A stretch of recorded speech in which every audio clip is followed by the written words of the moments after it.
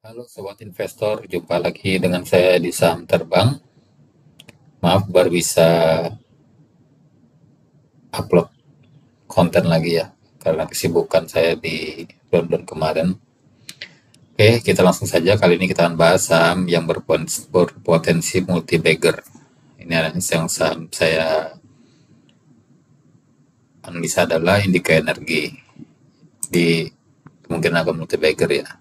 Apakah seperti itu? Nah ini sebelumnya kita disclaimer dulu, ini bukan ajakan untuk jual beli, segala keuntungan maupun kerugian ditanggung masing-masing. Oke, kita akan bahas semuanya ya terkait bisnis perusahaannya, valuasi dan juga proyeksi saham ini ke depannya.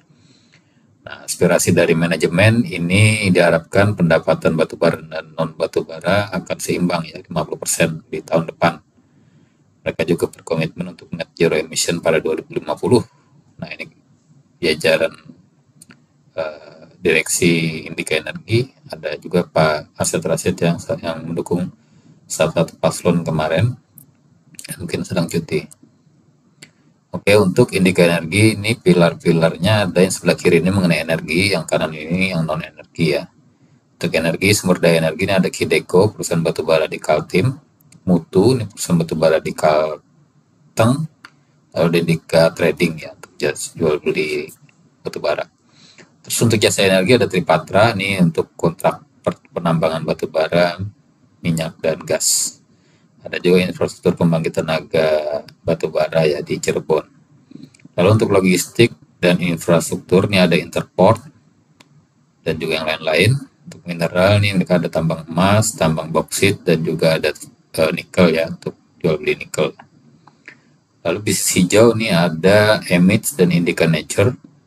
Kemudian mereka juga merambah ke motor listrik, bis listrik dan ekosistemnya ya.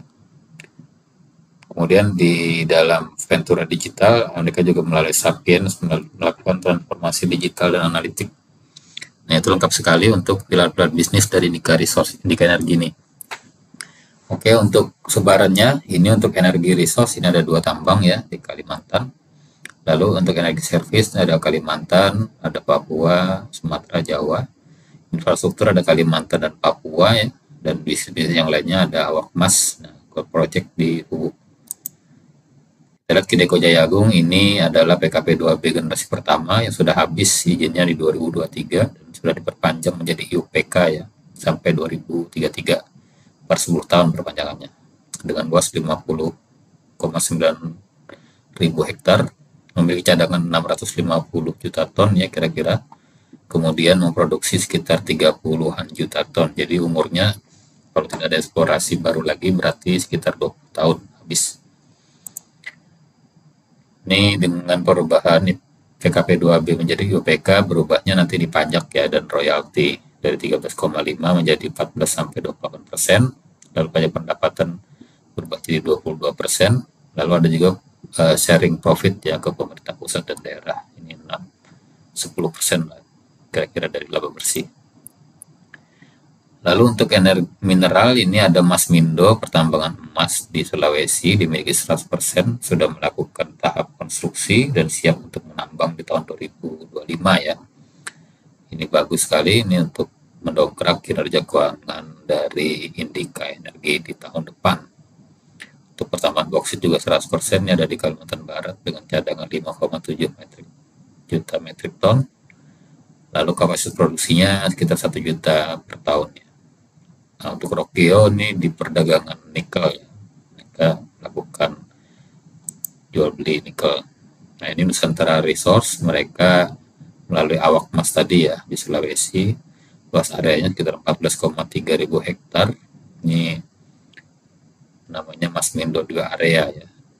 Ini berlaku sampai 2050, mempunyai cadangannya 1,1 juta ton emas. Untuk bisnis hijau tadi ada Emits, ini melakukan tenaga surya ya PLTS. Ini sudah invest di 500 megawatt. Untuk Indika Nature, solusi berbasis alam ini 100%, ini mengakuisisi HTI di Kalimantan Timur dan Kalimantan Tengah ya. Ini investasinya lumayan ya, 43 juta dolar. Melalui kendaraan listrik juga ada Alpha One, ini meluncurkan yang lain-lain juga. Ini kapasitas manufaktur mereka di Cikarang ini 100.000 unit per tahun. Untuk FIM ini melakukan manufaktur bis listrik dan baterai, dimiliki 60% ya. Ini patungan dengan Foxconn. Lalu ada juga distributor bis listrik dan fasilitas pendukung. Bisnya sudah dipakai ya untuk acara G20 dan B20 di Jakarta dan Bali. Nah, ini juga mereka sudah melakukan divestasi di batubara ya tahun 2021 dan 2022 dengan menjual MBSS dan Petrosi. Ini komitmen ESG untuk karyawan, enviro social governance ya. Jadi ini tata kelola dari sosial dan juga lingkungan. Untuk karyawan mereka zero fatality di semua area mereka ya, area Indika. Intensitas emisi juga turun 26,98%. Nah, ini ditargetkan 10% pada tahun 2025. Reklamasi naik 24,78%.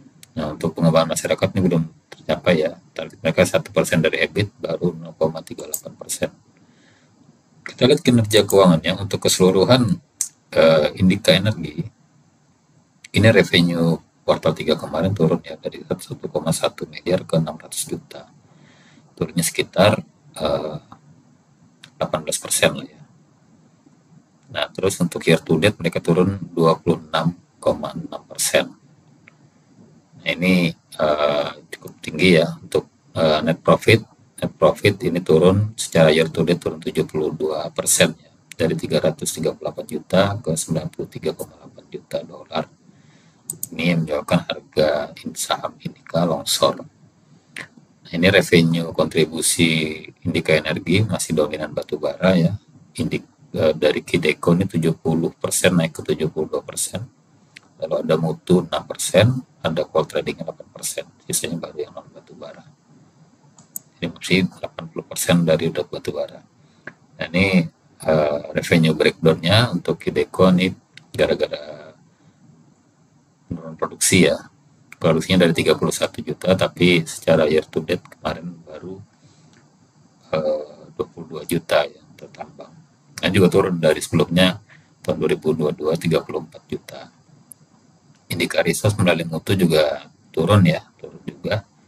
Ini minus 44%, Tripatra minus 15,56% akibat kontribusinya rendah dari Tangguh, Salak dan juga Cabut. Interport yang naik ini ya dari 25 ke 83 juta dolar, naik 228,8%. Kita lihat gross profit marginnya untuk Kideko turun dari 923 ke 327, turun 64%. Indika Resource juga turun dari 141 ke 61, turun 57%. Ini akibat perubahan penurunan harga batubara jelas ya, dan juga ada faktor dari penurunan produksi. Tripatra naik 76% dan Interport ini naik 123%. Bisnis yang lainnya turun ya, turun 46,2%. Mereka juga melakukan aksi korporasi dengan menjual kepemilikan mutu yang ada di Kalteng. Mutu ini setahun 1,8 juta tahun kemarin.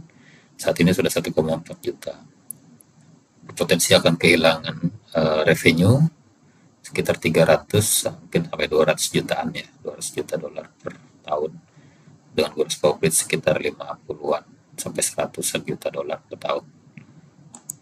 Tapi akan mengurangi emisi yang tinggi ya bagi Indika. Nah, ini dijual di harga 203 juta dolar ke PT Indo Jaya Kreasi atau Cuan ya. Kita lihat valuasi sahamnya dengan harga 1.350, ini kemungkinan PER-nya 5 dan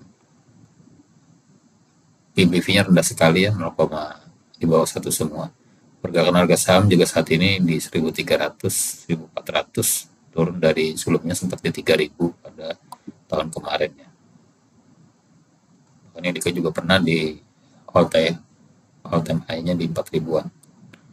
Kita lihat proyeksi harga sahamnya untuk proyeksi saham. Nah, ini proyeksi Indika Energi ya. Kita masukkan harga sahamnya dan juga EPS dengan growth-nya dan juga dividennya. Saya proyeksikan ke beberapa tahun ya, 2024 dengan 10% growth, 2025 akan naik sedikit ke 15%, lalu 2026 dan 2027 stabil di 20%. Sehingga ini nanti future value-nya untuk harga saham ini sekitar 8 ribuan. Jadi tahun 2026 itu harusnya di 7 ribuan, tahun 2027 itu di 8 ribuan. Nah, dengan rate obligasi dan suku bunga sekarang, harga wajar saat ini ada di 4.400-an harusnya ya, tapi sangat under value dengan 1.350.